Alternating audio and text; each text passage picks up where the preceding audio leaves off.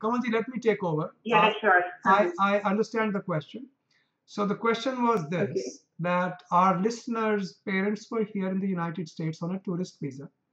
They stayed for 6 months and they are coming back after 1 month of having left. And our listener has bought them, purchased for them only a one-way ticket. And she is wondering if they are going to have any trouble entering the United States. Ma'am, am I correct? Is that what you were asking? Yes, Okay. exactly. Yep. Okay. There are two issues here that I see as problematic. One, they are returning too soon after having stayed here for 6 months, and two, they are coming in with a one-way ticket. Both of them, independently and combined, can be a problem. Okay, why? Because if somebody uses a tourist visa to stay in the United States longer than they stay in their own home country in any 12-month period, CBP at the airport, if they catch on, can cause issues, doubting whether these folks are really using the tourist visa properly. The use of the tourist visa is to tour the United States but live in your own country, not to live in the United States and tour your own country. So that's why I think that would be a problem because they're coming too soon. And then if they have one-way ticket, only a one-way ticket, that itself becomes a red flag. And CBP can raise an objection. Why are you coming with a one-way ticket? Do you intend to go back? So both of them, independently or combined, can be an issue. Anything else that you would like to ask? No, so that so this to have as a solution for that. So can I have them bought the return ticket as well? Even if that only removes one problem, the other problem still remains that they are coming back too soon. So yeah, definitely having a return ticket removes one issue, but it does not remove the other, that they are coming back too quickly. Rajiji, here, like if I would like to also ask you, what is too quick, and can a person not come? Is there if there's an issue, if there's something to do with the children who are living abroad, like our listener here is? So if somebody wants to be with the child for whatever reason it could be, is it not possible? What would be too quick here? The laws are quite complex in this area, Kamalji. But let me start with what applies here. What you're asking me is a more generic question, and that will take time. And I don't want to talk about immigration reform, so I don't want to take too much time from the show. But in the situation of our listener, if somebody has been in the United States for 6 months and they come back within 12 months, I think they can be stopped because the government can take the position that you are living in the United States and visiting your home country. So what is too soon? Too soon is if you have lived here 6 months and you're coming back in 1 month, that's too soon. If you come back 1 year later, that may not be too soon. Okay. So here, the test of too soon is easy to make because really they are just coming back after 1 month. So it appears to me if CBP notices that issue, they can create a problem and they can actually turn them back at the airport. What is worse is it is within the domain of CBP, although they don't usually do that. They can actually formally decline entry, and that can lead to a 5-year bar from coming back to the United States.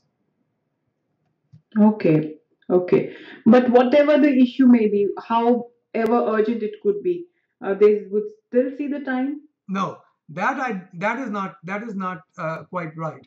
If there is a genuine reason for it, some extraordinary circumstances, and CBP accepts that explanation, I think it would be okay. We have people who've been living in the United States 2, 3, 4 years on a tourist visa. There are reasons for that, some very exceptional reasons for that. In those cases, there's an accommodation possible. For example, medical treatment. Okay. Okay. So anything else you would like to ask? No, I think that answers my question, and I really appreciate taking my question and answering it in a satisfactory manner. Thank you so much for being a part of our show. Thank you. Thank you, Kapil. Thank you, Aditi. I wish we had happier answers for you, but unfortunately, that is the truth. Okay. No, I wanted the true answer, so you provided that. So I really As appreciate true as I can make them. So that's the, it. the tragedy. But then I think with the immigration reforms bill, as every time we talked, we're all looking forward to something really happening in December. So I'm sure you've got a lot to share with the listeners today on the immigration reforms bill, on the latest that's going on, and we're all looking forward to happy answers there. Actually, there is an interesting legal situation. It's factually very interesting as well because it affects so many people, millions of people. But it's legally very intriguing as well. Let me explain to you what's going on. It's not a reform bill that we are talking about. A government like Indian government and American government, there are three branches. There is the legislature, which in India is parliament, in US is Congress. They make the laws. Then there is Mm-hmm. the president, office of the president, who interprets and executes the laws. And then there is the judiciary, which is supposed to interpret the laws and render judgments on what is legal, illegal, constitutional, unconstitutional. So there are three branches of the government, each with its own domain. Okay. Okay. What is happening is President Obama has said, I'm sick and tired of waiting on Congress to pass correct laws. One house of the Congress passed an 1100 page bill, but the other house never brought it to vote, so it did not get anywhere. And that has been pending forever. Obama said, I am going to act by myself and I'm going to announce an executive policy. Okay. So there's a big Mm-hmm. debate right now. There's a big debate. Can Obama do that? Republicans who are in the majority in Congress, Indian equivalent of parliament, they have answered back saying what Obama is doing is an impeachable offense. You can be impeached as president, which is nonsense. It should not be an impeachable offense. They have said, we'll sue you. And interestingly, the conservative group of lawyers, which meets, I think, on a yearly basis, recently very reluctantly admitted that no, Obama probably has the power to do what he wants to do, which is based upon certain things that he's planning. Very quickly, we've talked about it every time we've talked about Obama's pending action. We've talked about it, what he's planning to do for undocumented people is that he wants to extend the um, the deferral of deportations. It's not an amnesty. It's not giving them any permanent rights, but we just won't deport them if their children are U.S. citizens. Okay, so Okay. so so we're just extending the amnesty, not the amnesty, the deferral of deportations to about 5 million people. That's what on the undocumented side he is doing. On the legal immigration side, he's planning to speed up the employment-based green cards, which would affect a lot of people, especially from India, China, Mexico, Philippines, where the employment-based categories tend to get backed up pretty drastically, and they are.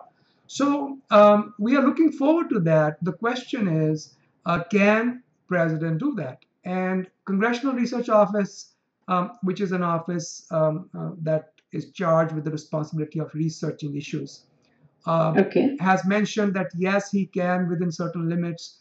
The lawyers who support the Republican Party have also said that we think that he can do it within certain limits, and there is precedent for it. The first President Bush, the father of George W. Bush, had actually Mm-hmm. announced something like that called family fairness that actually provided relief to a million plus people who were in this country without documentation. So, All right. so right now there is a legal standoff. Like I said, Republicans said we'll impeach you. Okay, if impeachment doesn't work, we'll sue you. Well, maybe we can't win in the court. We'll stop your funding. Okay, we may not be able to control how you pass certain executive orders, but we can refuse to fund your mandate. Okay, Okay. so there's all these interesting legal issues going on, and some sources say that he may be giving us something as early as between today and the 21st. Some others say he might defer it all the way to December 31st. So we'll see how quickly this gets done. But the way I see it, it is getting done for two reasons. One, Obama has nothing to lose. In the midterm elections, Republicans beat the Democrats, which is the party of Obama, pretty badly. So that time is over, and the presidential elections are going to be in 2016. By Right. by gaining favor with potential immigrant um, group that will become one of his strongest supporters, the citizens who are in the United States could be voting in the presidential elections.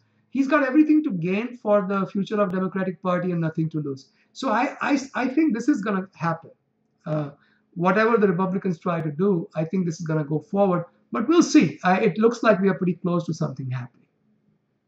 I'm sure that's certainly good news for our listeners there, and I'm sure they're all looking. All of us, in fact, are looking out for something more positive.